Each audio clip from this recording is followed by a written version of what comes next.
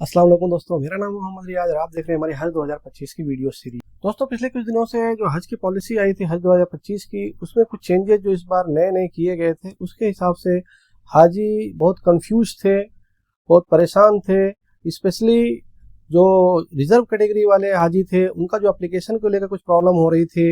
और जो है कि हाजियों को जो मक्का और मदीना में इस बार अलग अलग पर्दे के लिहाज से रखने का जो कानून आया हुआ, जो रूल्स आया है, उसके हिसाब से बहुत सारे हाजी परेशान थे और वो एप्लीकेशन करने से घबरा रहे थे, कतरा रहे थे। तो आज की वीडियो में हम आपको बताने वाले हैं कि हज कमेटी इन सब चीज़ों में क्या क्या राहत देने वाली है, क्या नई चेंजेस लेके आई है हज कमेटी। तो वीडियो को आखिर तक देखिए, इंशाल्लाह आपको फायदा होगा। तो जो सबसे बड़ा चेंज हज कमेटी करने वाली है 65 साल के रिजर्व कैटेगरी वालों के लिए, जिसमें अभी ऐसा होता था कि 65 साल का अगर हस्बैंड है और वाइफ 64 साल की, 63 साल की, 60 साल से ऊपर है, तो उसे एज ए कंपेनियन अप्लाई करने नहीं दिया जाता था।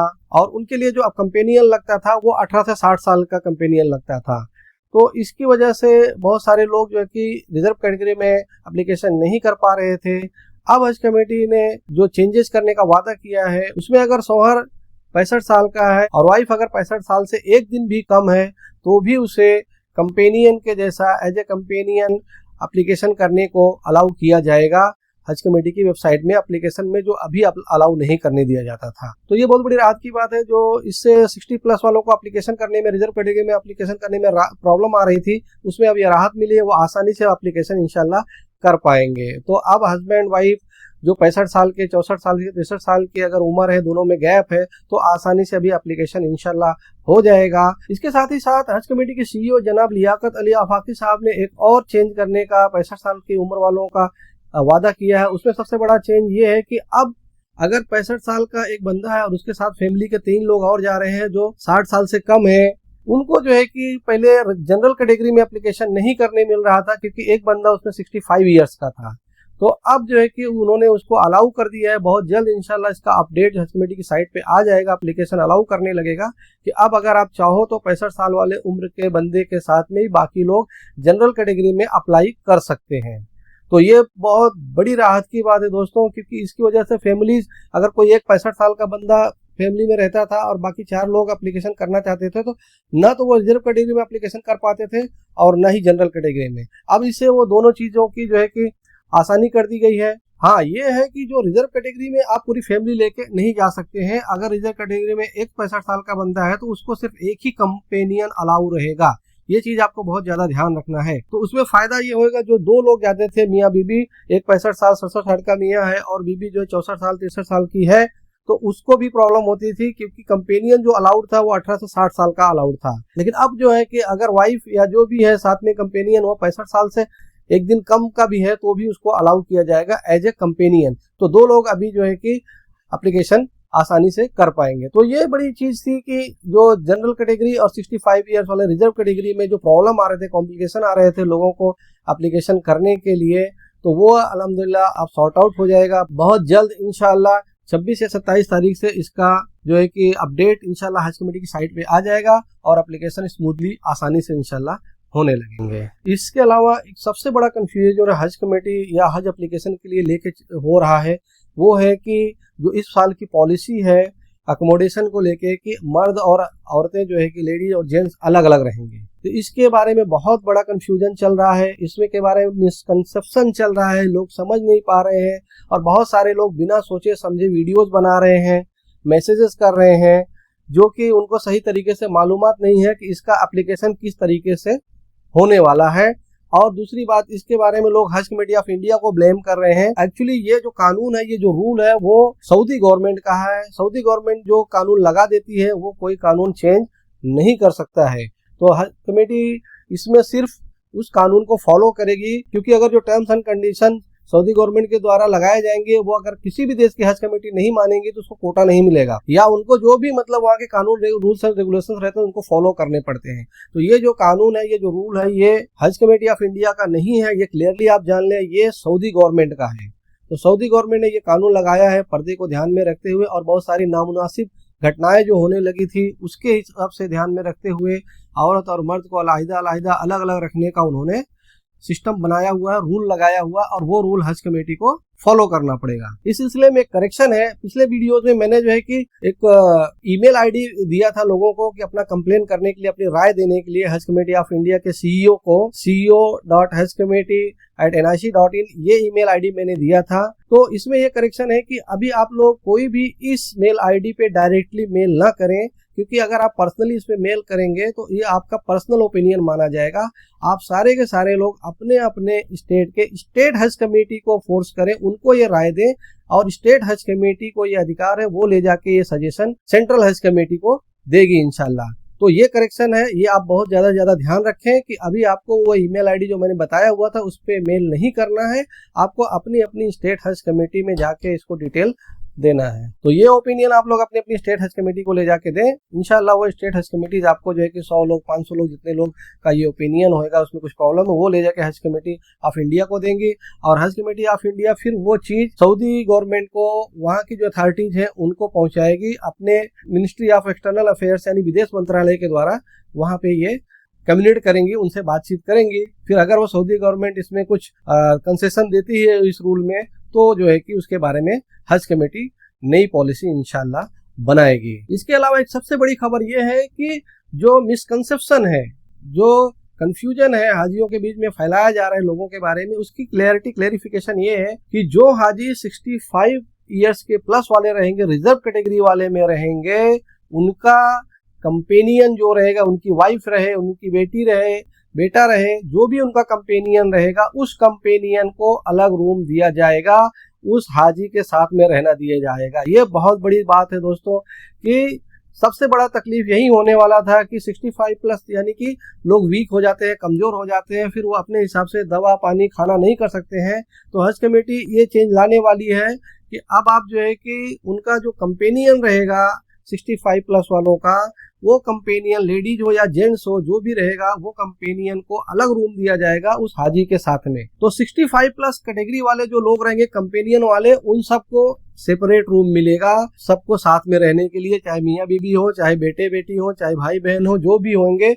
उनको अलग अलग रूम दिया जाएगा। उनको इस पॉलिसी के अंदर नहीं रखा जाएगा, उनको जो है कि लेडीज और जेंट्स को अलग करने वाली पॉलिसी में नहीं रखा जाएगा। तो एक बहुत बड़ा तबका, एक बहुत बड़े मेजॉरिटी जो है इससे क्लियर हो जा रही है कि जितने भी 65 प्लस वाले रिजर्व कैटेगरी वाले लोग हैं, उनको उनके कंपेनियन के साथ में अलग रूम रहने की इजाजत दी जाएगी। उनको अलग रूम इंशाल्लाह, उनका प्राइवेट रूम उनको अलग से दिया जाएगा। या जैसे पहले होता था कि 2 फैमिलीज को मिला के, 3 फैमिलीज को मिला के एक रूम दिया जाता था, उस तरह का रूम उनको दिया जाएगा, लेकिन वो लोग साथ में रहेंगे। तो ये बहुत बड़ी खबर है दोस्तों, इसको आप ध्यान रखिए।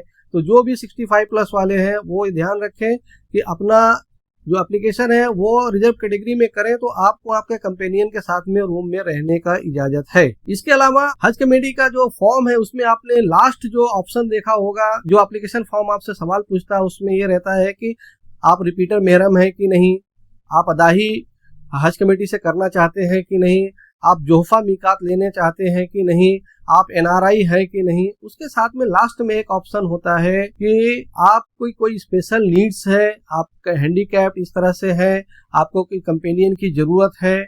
तो जो लोग वीक हैं, 60 साल से कम भी हैं, कोई कमजोरी है उनको, कोई बीमारी है, तो उनको मेरी सलाह है कि आप वो वाला ऑप्शन, स्पेशल नीड्स वाला ऑप्शन जरूर से जरूर यस करें। और उसके साथ में फिर आपको आपका कंपेनियन बताना पड़ेगा, उसका नाम वगैरह देना पड़ेगा, नाम और रिलेशन ये आपको देना पड़ेगा।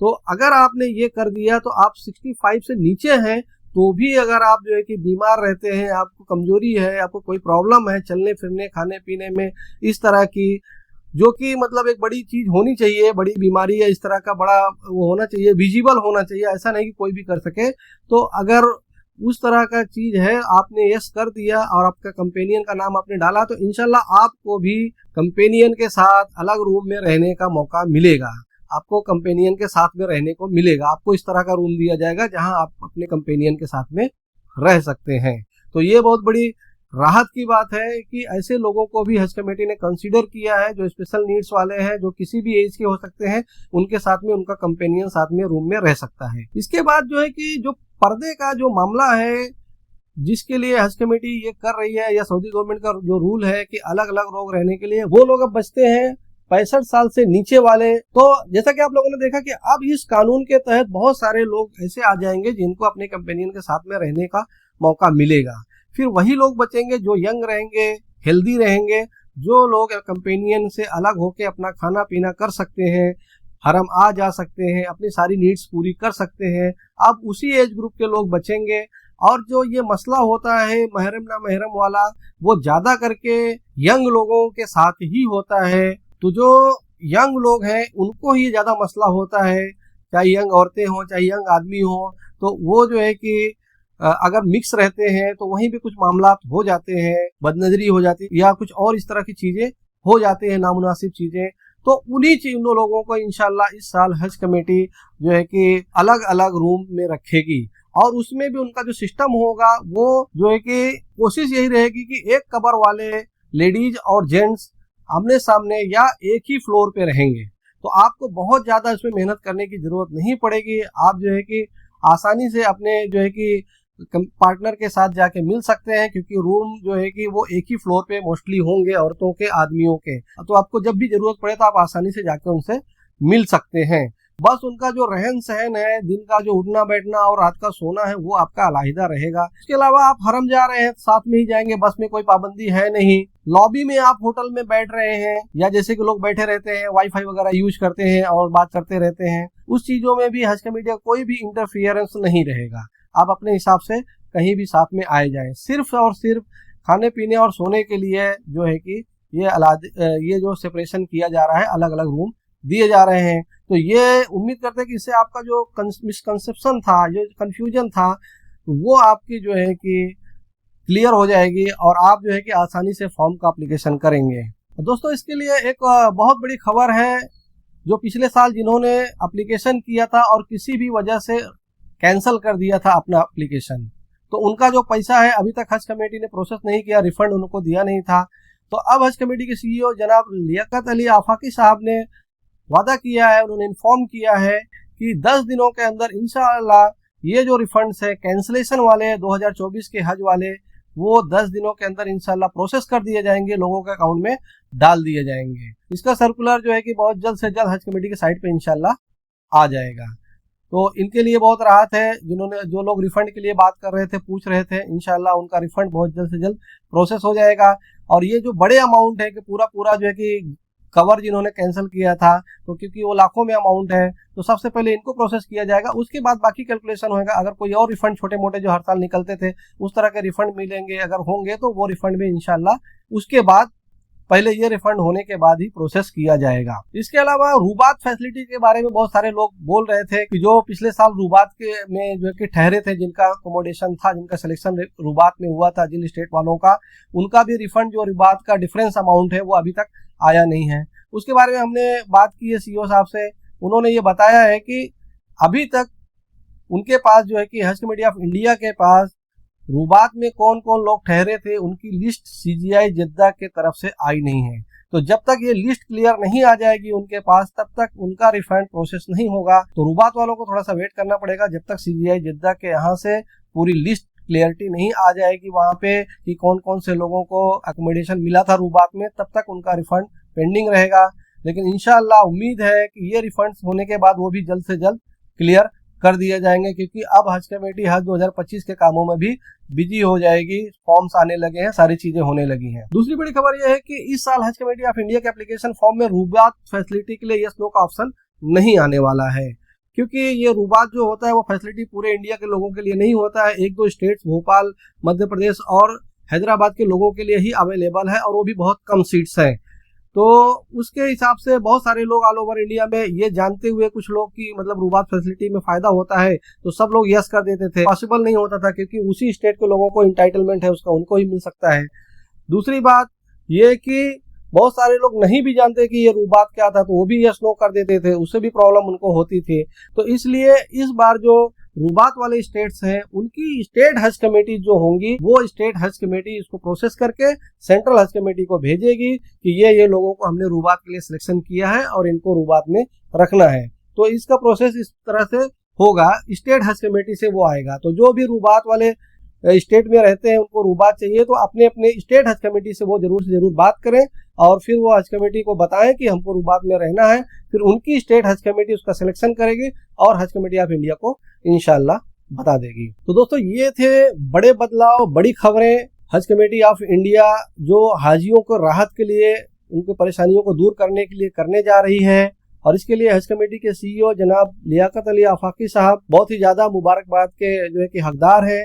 उन्होंने जो है कि हज कमेटी लोगों की बातों को सुना और उनके जो सुझाव थे उसको देखा, हज कमेटियों के जो सुझाव थे स्टेट हज कमेटियों के, उनकी बातों को सुना और इस पे जो है कि अमल किया और उन्होंने वादा किया है ये सारे चेंजेस इंशाल्लाह बहुत जल्द से जल्द हज कमेटी के फॉर्म में आ जाएंगे। तो आज की वीडियो में बस इतना ही। उम्मीद करते हैं वीडियो आपको पसंद आई होगी। वीडियो को लाइक करें, शेयर करें, हमारे चैनल को सब्सक्राइब कर लें, हमारे व्हाट्सएप ग्रुप को जरूर जरूर ज्वाइन कर लें जिसमें आपके सवालों के डायरेक्ट जवाब दिए जाते हैं। मिलते हैं अगली वीडियो में, अपना ख्याल रखें। अस्सलाम वालेकुम।